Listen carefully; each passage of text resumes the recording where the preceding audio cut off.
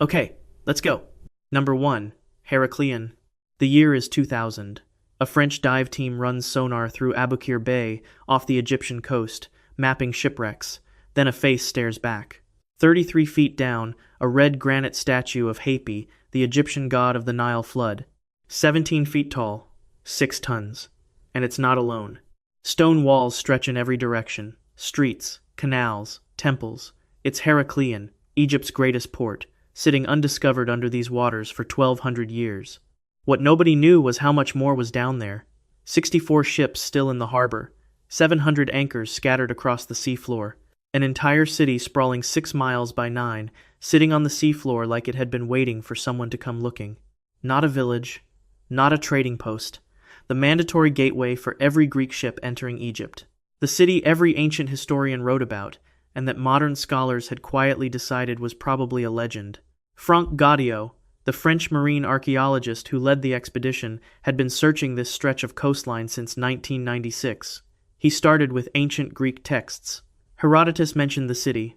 Diodorus Siculus described it. Strabo placed it near the mouth of the Nile. The location was never a secret, the city was. 4 years of sonar sweeps and failed dives before the first artifacts appeared. And once they did, they didn't stop. The Hapi statue is the largest ever found of that god.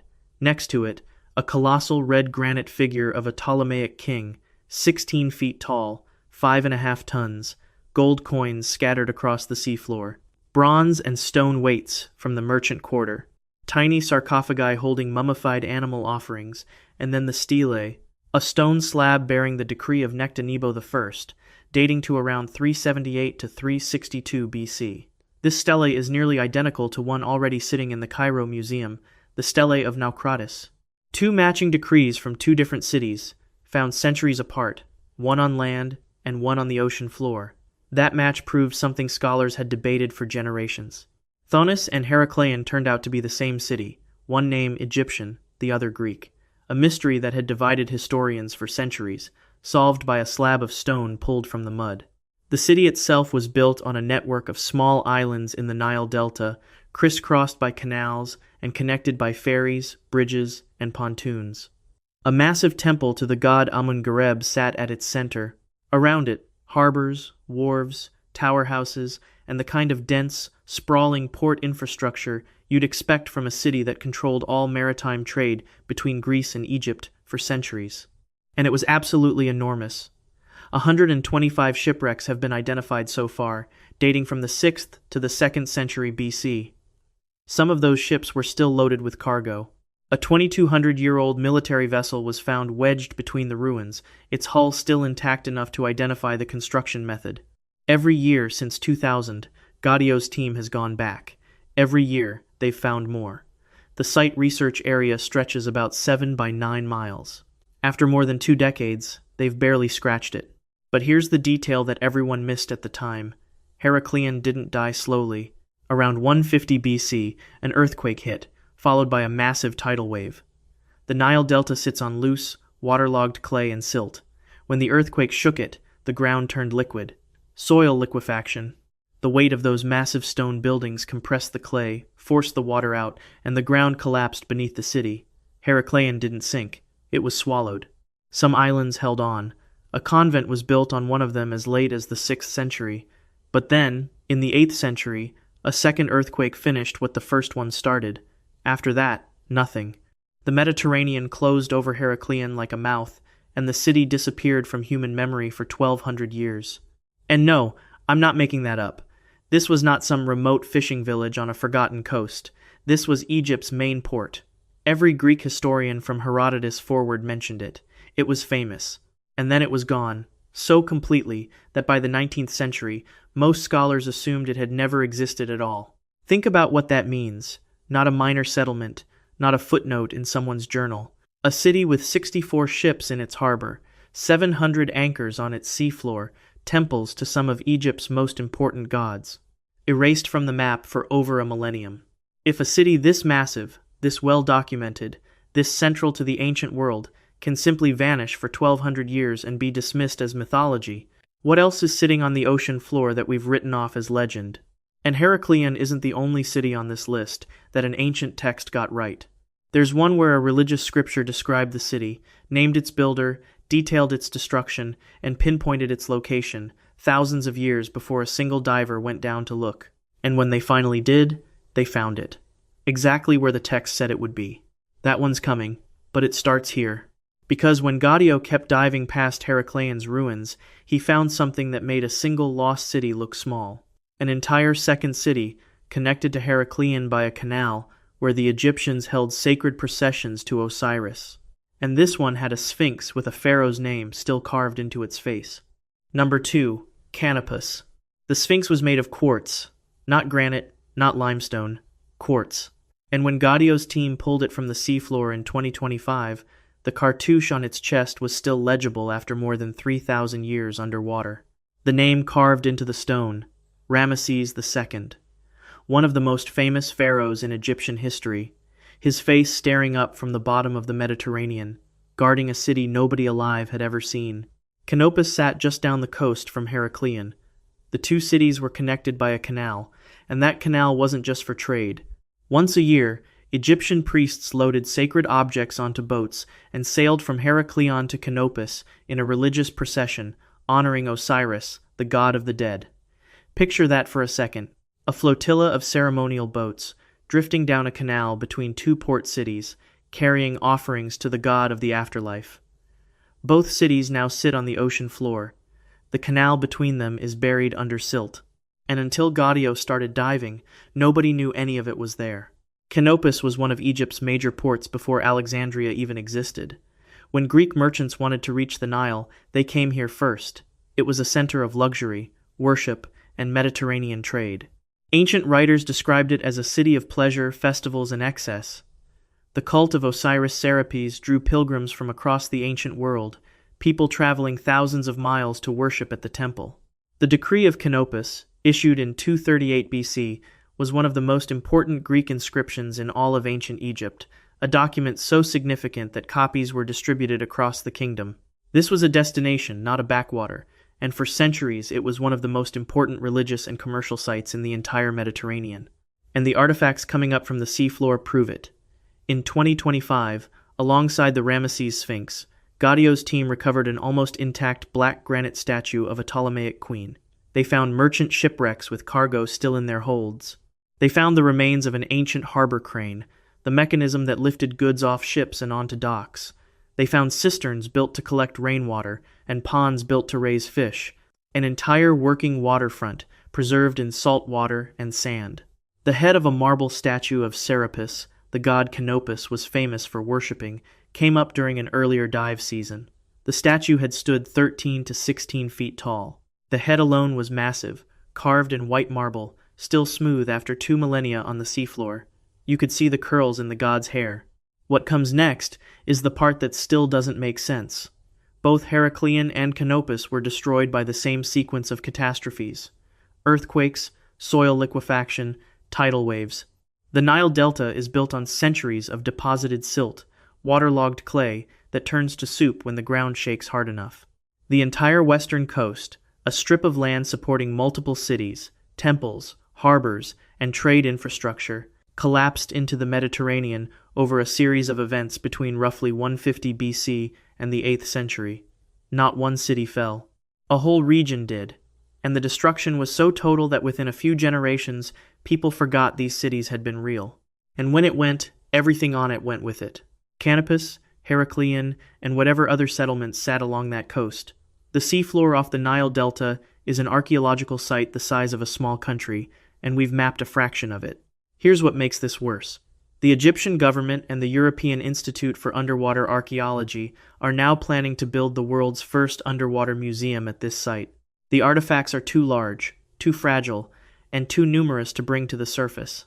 So they want to bring visitors to the artifacts instead. Pressurized tunnels on the seafloor, letting people walk through the ruins of a civilization that was lost so completely that history forgot it existed. That's the scale of what Gaudio found. Not one city, 2 cities. An interconnected network of ports, temples, and neighborhoods linked by canals and waterways, with Osirian festival routes mapped out across the seafloor. A coastal civilization that was central to the ancient Mediterranean world, and that disappeared so thoroughly It took until the year 2000 for anyone to prove it was real. Ancient Greek and Roman writers treated both cities as facts. Modern scholars treated them as stories. The seafloor proved the ancient writers right.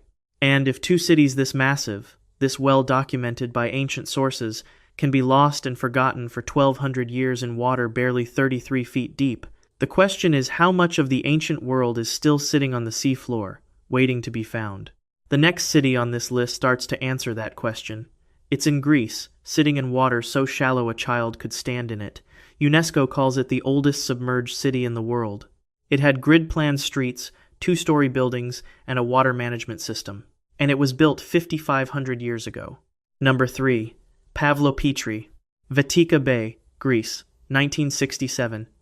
Nicholas Fleming is wading into the shallow water off the southern Peloponnese coast. The water is barely waist-deep. He looks down and sees stone walls. Not scattered rocks, walls. Laid out in lines, forming rooms, forming buildings, forming streets. An entire city, sitting in 3 to 13 feet of water, close enough to shore that a swimmer could reach it. He'd just stumbled onto the oldest submerged city in the world. Fleming mapped what he could, but it wasn't until a Cambridge team arrived in 1968 that the real scope emerged. And it wasn't until 2009 when Dr. John Henderson from the University of Nottingham brought modern surveying technology that the city finally revealed what it was. Pavlopetri was a planned, organized, industrial city, not a small coastal village that happened to sink. The ruins extend from about 65 feet from shore to over 1,000 feet south, covering roughly 12 acres of city on the sea floor. At least 15 separate buildings have been identified, many of them with up to 12 rooms. A central plaza, roughly 130 by 65 feet. A large trapezoidal building, about 112 feet long and 40 to 56 feet wide. 2 chamber tombs and at least 37 cyst graves in a formal cemetery. But the version you've heard, the one where early civilization was primitive huts and scattered farming, that's not the full picture. Pavlopetri had grid-patterned streets. 5,500 years ago, somebody laid out roads at right angles, running parallel to each other, with buildings neatly lined up on either side. That's urban planning. Not accidental clustering, planning. The same kind of grid system you'd see in a modern American town. The buildings had 2 stories, not mud huts, not stone circles, multi-room, 2-story houses with gardens. The construction used stone and mud brick, and the floor plans show a level of domestic sophistication, storage rooms, dedicated workspaces that you wouldn't expect to see for another couple of thousand years. And they had running water, a water management system with channels and pipes distributing water through the city in 3500 BC. For reference, Rome's aqueducts, the ones we hold up as ancient engineering marvels, wouldn't be built for another 2,500 years. There were factories, pottery production facilities where standardized vessels were made in bulk, using methods that suggest specialization, people whose entire job was making pots. Markets where goods were bought and sold. Administrative buildings where, presumably, someone was keeping track of it all, and trade connections reaching across the Aegean. Pottery found at the site matches styles from Minoan Crete and the Cycladic Islands, meaning ships were moving goods between Pavlopetri and islands hundreds of miles away. This city was plugged into a trade network that spanned the eastern Mediterranean. UNESCO calls Pavlopetri the oldest submerged city in the world. It dates from roughly 3,500 BC to about 1,000 BC. That's 2,500 years of continuous habitation before the sea took it. The coast of Laconia has been slowly sinking due to tectonic subsidence for millennia, and around 1000 BC, a series of 3 cataclysmic earthquakes accelerated the process and finally dropped the city below the waterline. 13 to 16 feet of relative sea level change over 5,000 years. But the submersion was gradual enough that residents left in an orderly way. They took what they could carry. And because the city went straight underwater, instead of being built over by later civilizations or torn apart by agriculture, the town plan is preserved almost intact. The oldest complete urban layout ever found beneath the sea, a time capsule sitting in water so shallow you can snorkel over it. Henderson's 2009 survey produced a full 3D digital map of the city, the street layout, the building footprints, public spaces. Every detail of a city that was thriving when the pyramids at Giza were still being built. Here's what that means for the story we tell ourselves about early human civilization. 5,500 years ago, Before the classical Greeks, before the Romans, before almost everything we consider ancient history, people on the southern coast of Greece had already figured out urban planning, multi-story construction, public water systems, industrial manufacturing, and international trade. They buried their dead in formal cemeteries with chamber tombs. They built public gathering spaces. They managed water distribution for an entire population. These were city dwellers running a port economy, not villagers learning to farm. And the level of urban sophistication at Pavlopetri rivals cities that wouldn't appear in the mainstream historical record for another 2,000 years. And we only know about Pavlopetri because a swimmer happened to look down in shallow water. If the tectonic subsidence had been a few feet deeper, if the water had been murky instead of clear, it could have stayed hidden forever. Just like Heraclean did for 1,200 years. Just like who knows how many other cities are doing right now. If you're enjoying this, subscribe. One tap. That 5,500-year date should shake the timeline on its own for a city this advanced. But the next site on this list makes Pavlopetri look young. It was sealed under the Mediterranean 9,000 years ago by a wall of water that came out of nowhere, and inside it, archaeologists found something that rewrites the oldest chapter of human disease. Number 4. Atlit-Yam, 1984. Marine archaeologist Ehud Galili is scanning the seafloor about a quarter-mile off the coast of Haifa, Israel, a routine coastal survey. Nothing unusual. And then, at 26 to 40 feet deep, stone walls appear on the monitor. Rectangular walls, houses, storage pits lined with stone. And standing in the middle of it all, 7 massive stones arranged in a perfect semicircle around a freshwater spring. Each one weighing up to 1,300 pounds. Each one with cup marks carved into its surface. Galili had found a village that had been sealed underwater for 9,000 years. Atlit-Yam covers roughly 10 acres. That's not a campsite, that's a settlement. The houses are rectangular with heavy clay floors and built-in storage pits lined with stone, not the kind of construction you throw together for a season. These were permanent homes, and the engineering goes deeper. The village contains the earliest known constructed freshwater wells in the world, not natural springs, built wells, stone-walled shafts reaching down 16 feet, designed to access groundwater. 9,000 years ago, these people understood hydrology well enough to build infrastructure for clean drinking water. Then there's the stone circle. 7 megaliths, ranging from about 3 feet to nearly 7 feet tall, arranged in a deliberate semicircle around a freshwater spring. The cup marks carved into them aren't random. They're consistent with ritual marking found at megalithic sites across Europe and the Near East. This is a ceremonial structure, a place of worship, built around water. And it predates Stonehenge by roughly 4,000 years. That number needs to sit for a second. The megalithic circle at Atlit-Yam was standing, its cup marks already weathered by generations of ritual use, when the people who would eventually build Stonehenge were still thousands of years from being born. The mainstream narrative says megalithic construction, the practice of quarrying, transporting, and arranging massive stones into deliberate patterns, begins in Western Europe around 5000 BC and peaks with Stonehenge around 3000 BC. Atlit-Yam dates to 7000 to 6300 BC, the pre-pottery Neolithic B period. Megalithic engineering was happening far earlier than the timeline allows, in a completely different part of the world. Now, here's the discovery that rewrites medical history. 2 skeletons were found in the village, a woman and a child.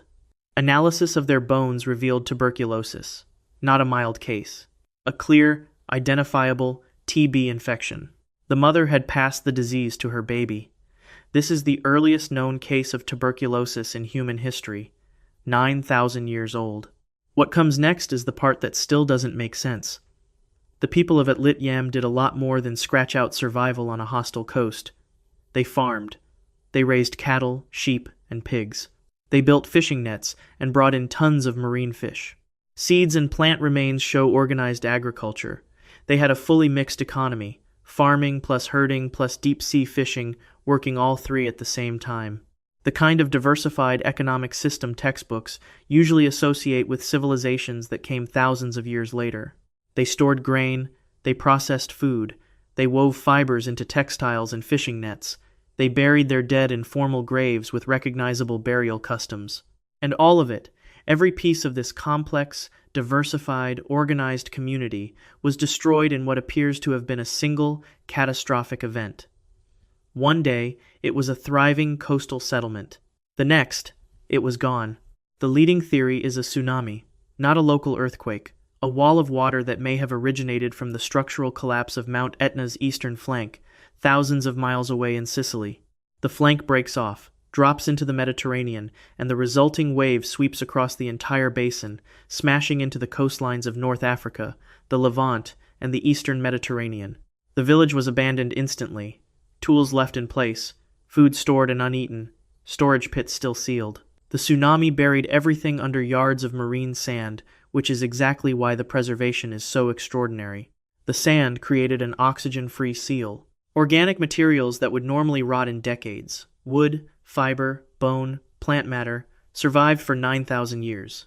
Atlit-Yam is a snapshot, a photograph of a day 9,000 years ago when the sea came in and covered a thriving community so fast that people didn't have time to take their tools. And the sophistication of what they left behind, the wells, the megaliths, the mixed economy, the permanent architecture, the earliest TB in human bones, tells us something we're not supposed to know this early in the timeline. These people were not primitive. They were organized, skilled, and building things we don't associate with this period. And a single wave erased them. Now think about that in context. Atlit-Yam sat on a coastline that is now underwater. A tsunami, triggered by a volcanic collapse thousands of miles away, wiped it out and buried it in sand. 9,000 years ago, sea levels were still rising fast, about 6.5 feet per century. How many other settlements like this were sitting on coastlines that no longer exist? Coastlines that are now seafloor? If this one survived only because a freak layer of sand preserved it, what about the ones that didn't get that lucky? 9,000 years. That's how far back Atlit-Yam pushes the clock. But there's a site off the coast of India where a routine pollution survey picked up something on sonar that pushes it back even further, to a date so old that when the team published it, the entire archaeological establishment went quiet. Not because it was wrong, because nobody could explain how a city with Harappan-style planning could exist 5,000 years before the Harappan civilization. Number 5. The Gulf of Cambay. December 2000. A routine pollution survey off the coast of Gujarat, India. The National Institute of Ocean Technology, NIOT, is running side-scan sonar through the murky waters of the Gulf of Cambay, checking for contamination. Dr. S. Badranarian, the chief scientist, is watching the sonar frames scroll when the shapes appear. Square, rectangular, arranged in a geometric pattern that has no business being on the ocean floor. He's looking at the outline of a city. The sonar revealed structures lining both banks of a paleochannel, an ancient dried-up riverbed now sitting 98 to 131 feet below the surface, roughly 12 miles off the Gujarat coast. The site stretches 5.6 miles along that channel. On both sides, rectangular basement-like features rise 6 to 10 feet from the seabed. Individual structures range from roughly 16 by 16 feet to as large as 50 by 50 feet, and one rectangular platform measures about 656 feet long and 148 feet wide. That's comparable in size to the Acropolis at Harappa, the archaeological crown jewel of the Indus Valley civilization. But pay attention to this next detail, because it explains everything. The layout of these structures mirrors known Harappan city design, not vaguely, specifically. The sonar shows what appears to be a citadel, a great bath area, and a gridiron habitation pattern, the exact features that define Harappan urban planning. The same blueprint, the same organizational logic, the same way of arranging a city along a river. The Harappan civilization dates to roughly 3300 to 1300 BC. These structures are sitting at a depth consistent with the end of the last ice age. So Badranarian's team sent down dredging equipment. What came back up was pottery sherds, microliths, wattle and daub fragments, hearth materials, stone tools, beads, pieces of worked bone, and human remains, teeth, bone fragments. The kind of material you find at a habitation site, not a natural geological formation. Then they sent the samples to 3 independent laboratories for carbon dating. NIOT's own analysis returned a date of roughly 9,500 years old, approximately 7,500 BC. NGRI Hyderabad returned 7190 BC. BSIP, Hanover, in Germany, returned 7545 to 7490 BC. That's not a typo, by the way. 3 separate labs in 3 separate countries all returned dates clustering around 7500 BC, 5,000 years before the Harappan civilization existed. This is where the timeline breaks. Mainstream archaeology holds that the first cities emerged in Mesopotamia around 4000 to 3500 BC. Sumer, Uruk, the cradle of civilization. Everything before that was supposed to be small-scale farming communities and nomadic groups. The Gulf of Cambay structures, if the dating holds, push organized urban civilization back to 7500 BC, not by a few centuries, by millennia. And the layout is the part that won't go away. If these structures genuinely mirror Harappan city planning, then the Harappan civilization inherited that template from a culture that was already building cities along Indian rivers at least 5,000 years before Harappa existed. A culture that was drowned by rising seas at the end of the last ice age, when global sea levels climbed 400 feet and swallowed an area the size of Africa. Researcher Graham Hancock featured Badrinarian's findings prominently in his book Underworld, arguing that the Gulf of Cambay represents a mother culture that predated and gave rise to the Harappan civilization. The depth of the site, about 100 to 130 feet, is exactly consistent with post-Ice Age sea level rise. This city wasn't submerged by a local flood or a tectonic event. It was drowned by the same global meltwater pulse that raised every ocean on Earth. It was built on dry land when the coastline was miles further out than it is today, during or before the end of the last ice age. And then the water came. The critics have answers. Michael Witzel at Harvard called the formations natural geology. Others pointed out that the artifacts were recovered by dredging rather than controlled excavation, meaning they can't be definitively tied to the sonar structures. Some called the stone tools geofacts, naturally shaped stones mistaken for human work. But those criticisms don't explain the sonar images. No natural process arranges rectangular basement structures in a geometric grid flanking an ancient river channel for 5.6 miles. Geology doesn't do grids. And the dredging criticism, while fair, doesn't invalidate the artifacts themselves. Pottery, hearth material, human teeth. These aren't river rocks. And 3 independent carbon dates, all clustering within a few hundred years of each other, aren't a coincidence. People thought they had the full picture. They were wrong. The Gulf of Cambay structures were discovered in 2000. It is now 2026. More than 25 years later, no major international archaeological team has conducted a controlled excavation at the site. No systematic underwater dig. No definitive study. The most significant challenge to the origin of urban civilization sits under 130 feet of muddy water off the Indian coast, and the archaeological establishment has done almost nothing to investigate it. That's indifference. And indifference might be worse than a conspiracy, because the answers might break the model. One professor saw this data and said these structures prove human civilization is thousands of years older than anyone admits. Another called it geology. But 9,500 years isn't even the most extreme number on this list. In 2001, a Ukrainian-born Soviet defector, scanning the ocean floor off western Cuba, found something sitting 2,000 feet underwater. Geometric shapes, pyramids, what looked like an urban grid, and when one of Cuba's most respected geologists did the math on the depth, the number he came back with was 50,000.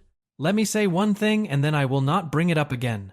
A lot of you asked how I make this style of YouTube videos, so I gathered all my tactics for starting a channel like mine in this guide. If you want it, the link's below. Now let's get back to the video. Number 6. The Cuba Underwater City. July 2000. Paulina Zalitsky is scanning the ocean floor off the western tip of Cuba with side-scan sonar. She's not looking for a lost civilization.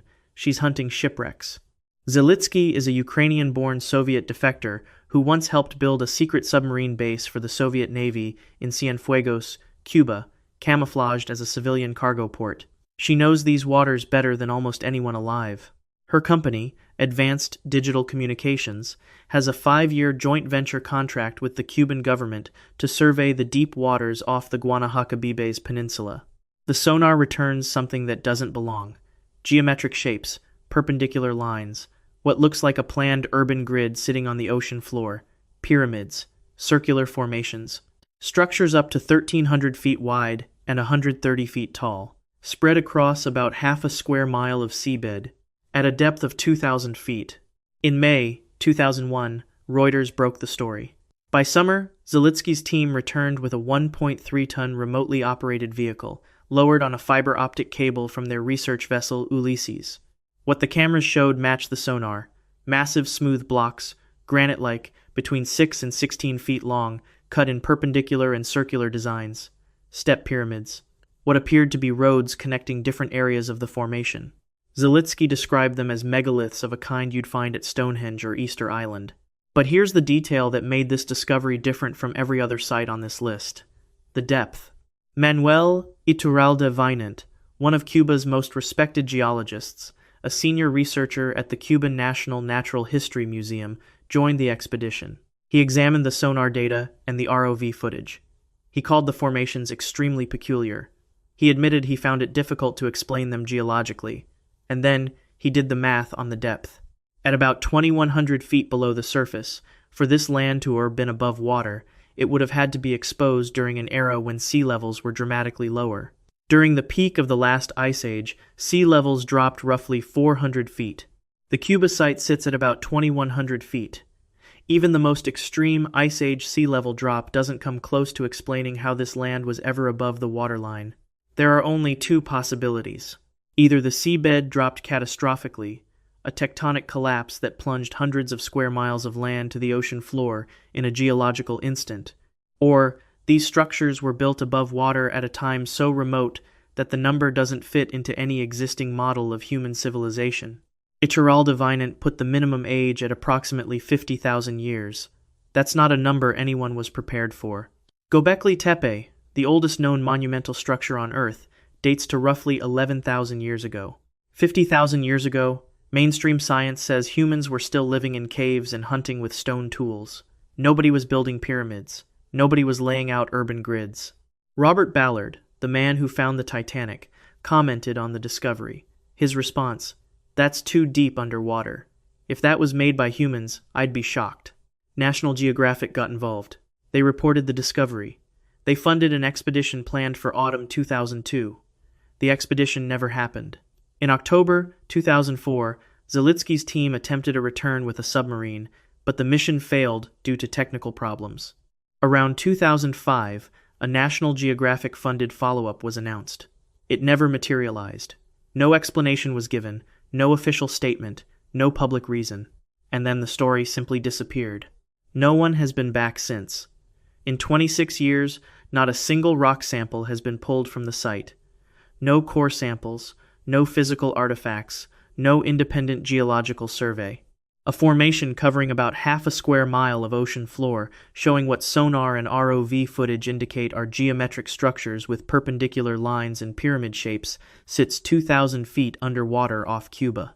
And the entire scientific establishment walked away from it. The sonar data still exists.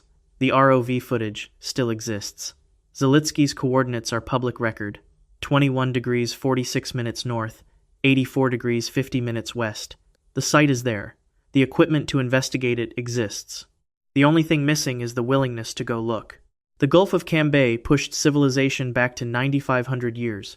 Cuba pushes it to a number that doesn't fit on the timeline at all. And the response from the institutions that are supposed to investigate these questions was the same in both cases: silence. But that silence wasn't the first time evidence in this part of the world was ignored.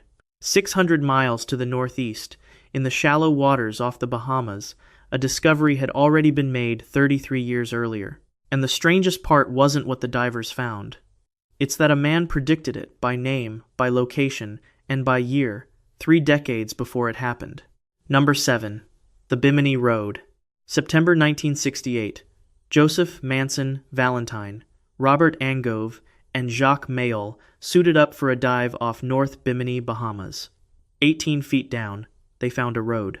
Roughly rectangular limestone blocks, running 1,500 feet in a near-perfect straight line, then curving into a J-shaped hook at its southwestern end. Individual blocks up to 13 feet across, some weighing several tons, laid out in a pattern that looked deliberate, organized, and old.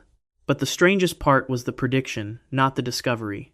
In 1938, An American psychic named Edgar Cayce told a group of followers that remnants of Atlantis would be found near the island of Bimini. His exact words, expected in 68 or 69, not so far away.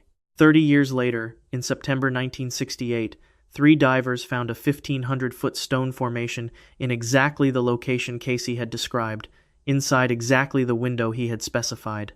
That timing has never been explained. It has been dismissed, ridiculed, and ignored, but it has never been explained. The formation itself runs roughly half a mile northeast to southwest. The blocks are 10 to 13 feet long, 3 to 6 feet wide, and 1 to 3 feet thick. They're composed of limestone that radiocarbon dates to between 2,500 and 3,500 years old.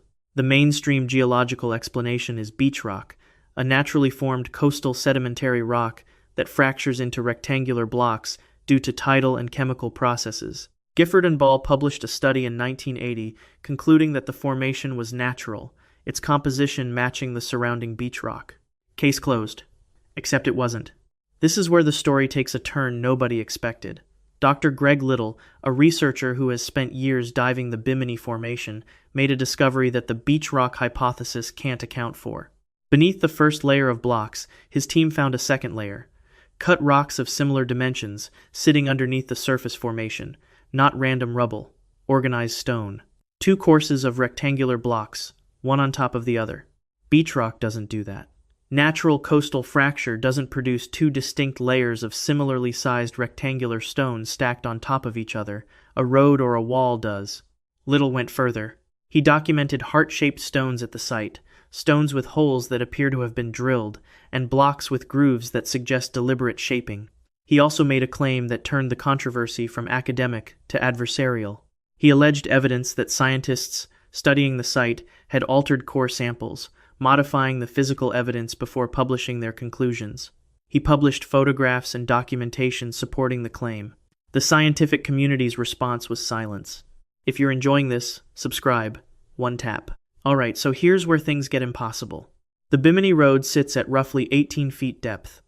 During the last ice age, sea levels were about 18 to 20 feet lower than today. That means the formation was on dry land, not a submerged reef. Not an underwater geological curiosity. Dry land. Whatever this formation is, natural or constructed, it was sitting above the waterline when people could have walked on it, worked on it, built on it. And the J-shaped curve at the southwestern end looks like what you'd expect from a breakwater, a harbor wall, or a ceremonial pathway, not natural fracture. A structure designed to curve, not one that happened to crack in an arc. The beach rock explanation handles the composition. It handles the surface fracture patterns. It does not handle the double layer. It does not handle the J-hook. It does not handle drilled-looking holes in individual blocks. And it certainly does not handle the fact that a man in 1938 told a room full of people exactly where and when this formation would be discovered 3 decades before it happened. Mainstream archaeology has 2 options.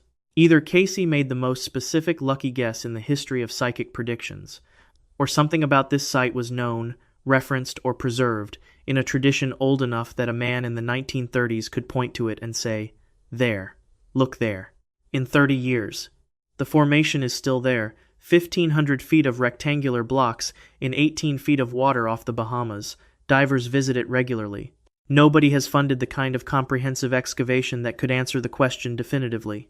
Core samples, controlled dig, full geological and archaeological survey.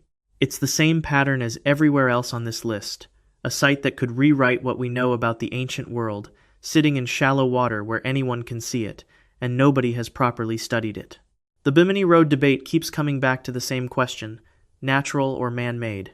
But the next entry on this list debates what something means, not whether it exists. Because in 1997, 2 geologists cracked open sediment cores from the floor of the Black Sea and found a biological boundary so sharp it could only mean one thing. A freshwater lake had been turned into a saltwater sea, overnight. And when Robert Ballard sent cameras to the bottom, he found a drowned settlement sitting exactly where the catastrophe would have erased it. Number 8. The Black Sea.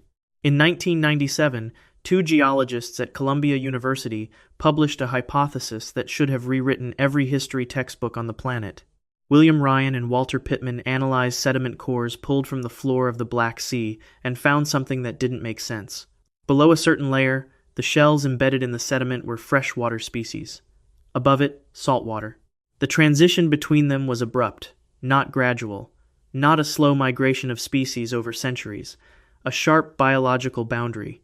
One layer, freshwater, the next, salt.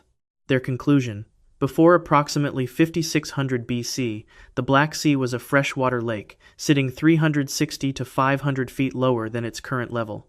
The Bosporus Strait, now the narrow waterway connecting the Black Sea to the Mediterranean, was a ridge of dry land, a natural dam. And when post-glacial warming raised Mediterranean sea levels high enough, the water breached that dam. What happened next was not a flood in the way most people picture it. It was a catastrophe on a continental scale. 10 cubic miles of salt water poured through the breach every day, 200 times the volume of Niagara Falls. The surface of the lake rose 6 inches a day. The Bosporus Channel roared at full force for more than 300 days. And when it was over, 60,000 square miles of previously exposed coastline, an area roughly the size of Virginia, was underwater. Every farm, every village, every settlement along that freshwater shore was drowned. 3 years after Ryan and Pittman published, Robert Ballard went looking for proof, the same Robert Ballard who found the Titanic in 1985. He took a $5 million National Geographic-funded expedition to the Black Sea coast of Turkey, near the town of Sinop, equipped with sonar and remotely operated vehicles named Argus and Little Hercules. Under approximately 330 feet of water, Ballard's team traced an ancient shoreline, freshwater snail shells scattered along a submerged beach. They radiocarbon dated the shells and found the gap Ryan and Pittman had predicted. Freshwater shells, 7,500 years old. Saltwater shells in the same area, 6,500 to 6,900 years old. A 500 to 600 year void between them. The freshwater lake had ended, and the saltwater sea had begun, exactly where the hypothesis said it should. Then, 12 miles off the Turkish coast, at a depth of over 300 feet, the ROV cameras found something else. A rectangular structure roughly 13 feet across and twice that in length. Hewn wooden beams in a rectangular form. Branches layered into mud, consistent with wattle and daub construction, the same building technique used by Neolithic farmers across the ancient Near East. Stone tools, ceramics. A stone chisel and 2 other tools with holes drilled through them. Frederick Hebert, the expedition's chief archaeologist from the University of Pennsylvania, called it one of the most astonishing things he had ever seen. He said it represented the first concrete evidence for occupation of the Black Sea coast prior to its flooding. A major discovery that would begin to rewrite the history of cultures in this key area. The Black Sea below, about 500 feet, is anoxic. No oxygen, nothing decays. The deep water is essentially a preservation chamber the size of a small ocean, and researchers have found over 60 ancient ships down there to prove it, including a Greek trading vessel from roughly 400 BC with its masts still standing, its rowers' benches intact, and its hull preserved after 2,400 years. The oldest intact shipwreck ever found, sitting in water so dead that even bacteria can't eat it. If a wooden ship can survive 2,400 years in the Black Sea's depths, what else is sitting on that drowned shoreline? Ryan and Pittman published a book in 1998. They called it Noah's Flood. Their argument: the catastrophic flooding of the Black Sea around 5600 BC was so traumatic that it was seared into the collective memory of the survivors. As the water devoured their coastal farms and villages, the survivors fled outward in every direction, and they carried the memory of the deluge with them. That memory persisted for roughly 3,000 years until writing emerged, at which point it was recorded as the Epic of Gilgamesh, the Genesis flood narrative, and the flood myths found in virtually every ancient culture on Earth. More than 500 flood legends exist worldwide. In 95% of them, the flood is described as covering the entire world. In 88%, a single family is favored. In 70%, survival comes by boat. 500 legends, across every inhabited continent, telling the same story. And the Black Sea floor holds the physical evidence that one such flood actually happened. The critics pushed back, arguing the transition happened more gradually, and the sea level rise was smaller than Ryan and Pittman described. The debate over scale and speed continues, but the core evidence remains accepted. The freshwater to saltwater transition is real. The submerged shoreline is real. the drowned settlement is real, and 60,000 square miles of coastal land went underwater. The Black Sea flood proves that ancient flood myths can be based on real, documented catastrophic events. But on the other side of the world, a different flood story was proven true in the most dramatic way imaginable. In 2004, a tsunami pulled the Indian Ocean back about 500 yards from shore, and there, on the exposed seabed, were the temples that legends had described for over 1,000 years. Number 9. Mahabalipuram. For over 1,000 years, sailors along the Coromandel coast of southern India told the same story. 7 magnificent temples once stood at Mahabalipuram, on the shore of Tamil Nadu.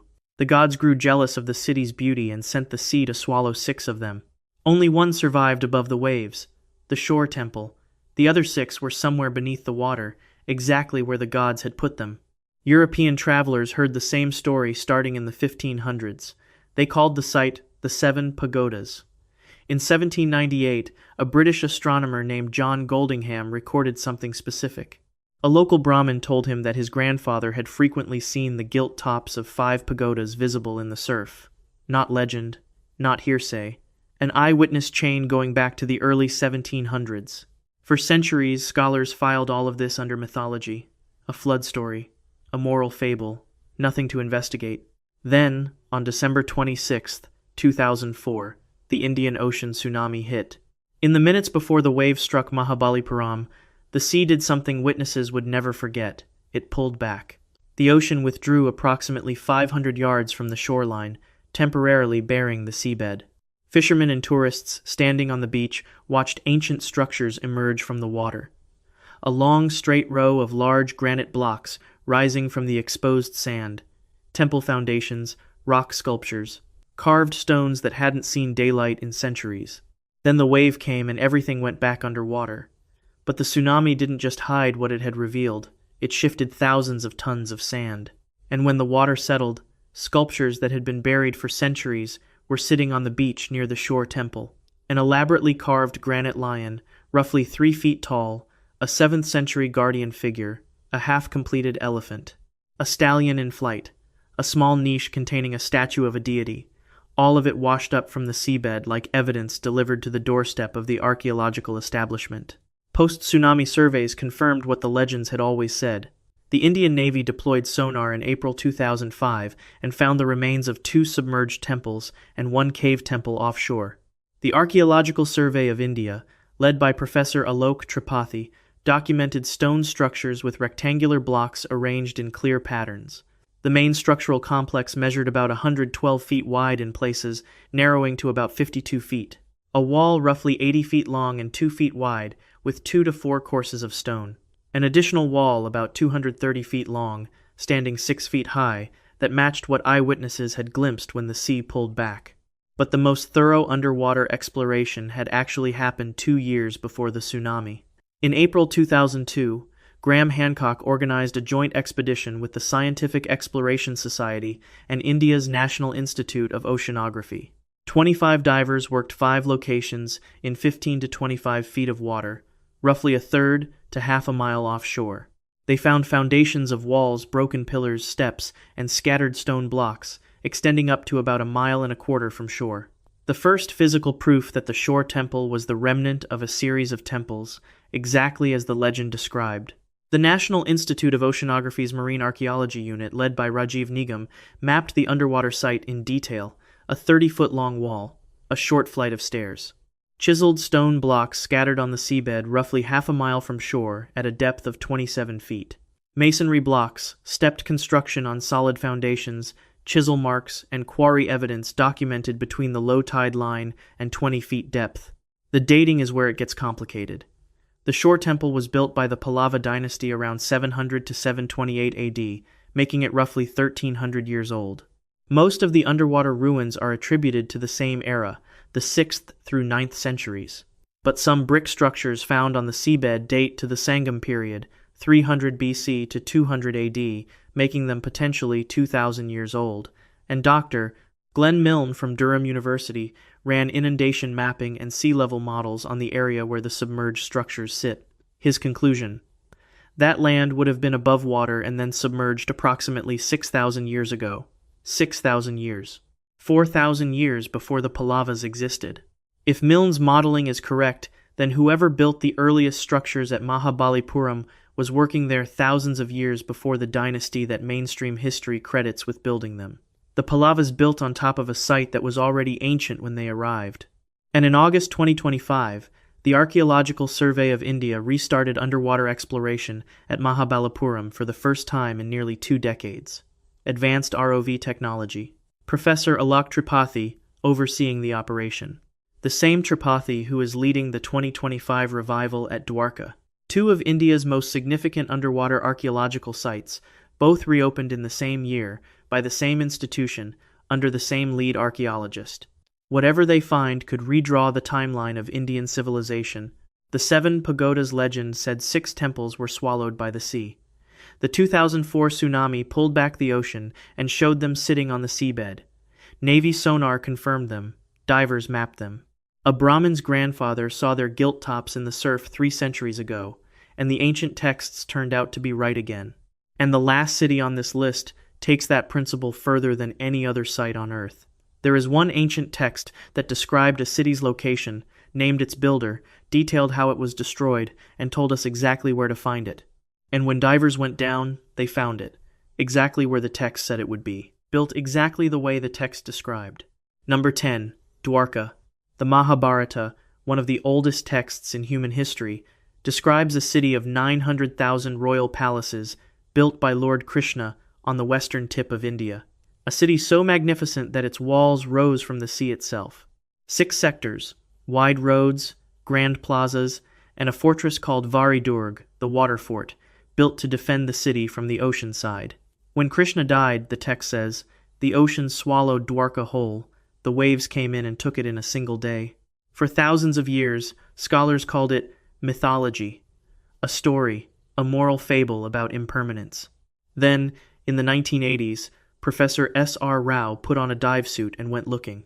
Rao was one of India's most respected marine archaeologists, a man who had already excavated the Harappan port of Lothal. Between 1983 and 1990, he led 12 underwater campaigns off the coast of modern-day Dwarka at the western tip of Gujarat's Saurashtra Peninsula, exactly where the Mahabharata said the city would be. What he found at 10 to 40 feet depth, across more than 10 million square feet of seafloor, was a city, stone structures, fortification walls, L-shaped dressed stone blocks, each measuring roughly 37 by 22 by 10 inches, with dowel provisions for joining them together. Semicircular structures, rectangular structures, 4 circular bastion-like formations consistent with defensive architecture, an 1,800-foot man-made wall found at low tide, and more than 120 ancient stone anchors, the kind used by large seafaring vessels, scattered across the site in a concentration that indicates a major port. The text was right, not in the vague allegorical way that mythological texts are sometimes right. The Mahabharata described a specific location, and the ruins are in that location. The text described a water fort, and Rao physically identified the Varidurg underwater. The text described walls rising from the sea, and the fortification walls are there. The text said the ocean took the city, and the city is on the sea floor. Rao's pottery analysis dated many of the artifacts to roughly 1500 BC, but other findings complicated the timeline. Carbon dating on certain materials returned dates as old as 7200 BC.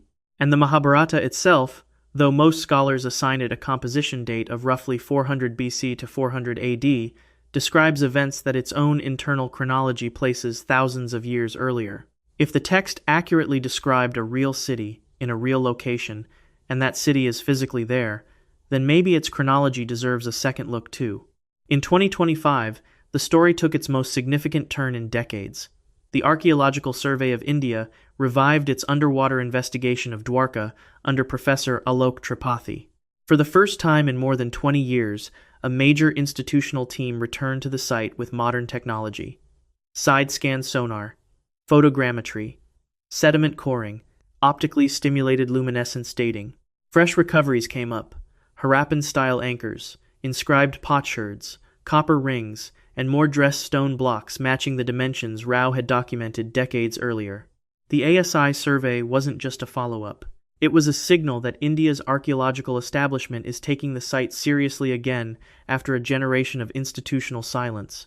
And what Tripathi's team finds with modern dating techniques could either confirm or redefine everything Rao reported.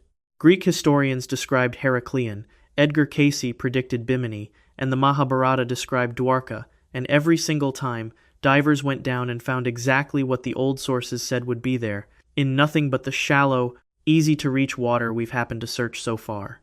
The real question isn't whether history is wrong, it's how much of it is still sitting on the ocean floor.